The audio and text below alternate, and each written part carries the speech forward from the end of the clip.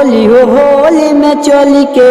देहबा कुलिया सोफार हो सगरी अंगवा के रंगवा से रंगब छोड़ब ना एको अंग तोहार हो केहू ना बोली हो होली में चोली के देहबा कुलिया सोफार हो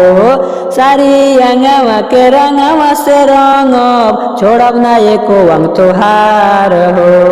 लह लह जाई खूब कुछ ना बुझाई तोहे छटका ना एता ना तू ढेर भौजी तनी आवा ना पजरिया मौका ना मिली ऐसन फेर ए भौजी तनी आवा ना पजरिया छटक ना एता ना तू ढेर ए भौजी तनी आवा ना पजरिया।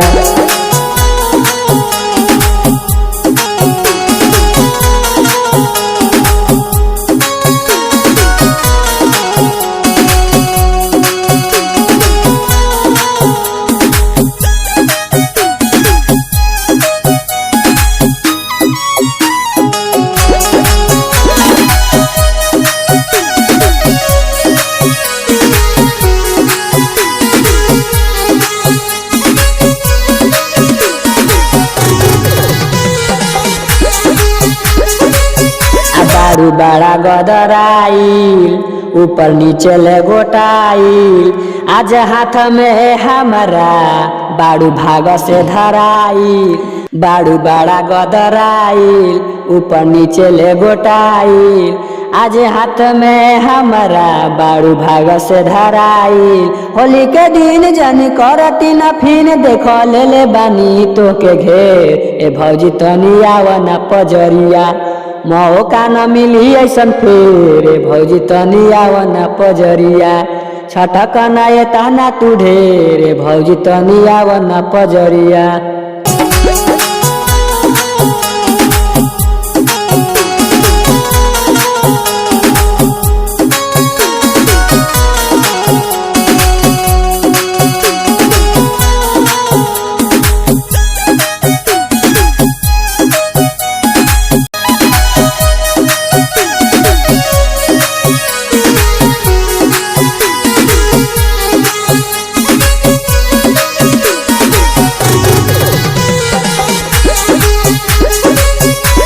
छूट दिल सरकार बा मुंड बिगड़ल हमार बा आवा रंग डलवाल आज बढ़िया सुतार बा छूट दिल सरकार बा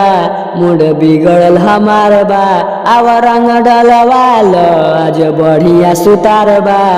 है हम देवर का देखावेलू तेवर सुना करेलू काहे तू अबेरे भौजी तनी आवा ना पजरिया मौका न मिली ऐसन फेर भौजी तनी आवा ना पजरिया छटक ना एता ना तू ढेर भौजी तनी आवा ना पजरिया।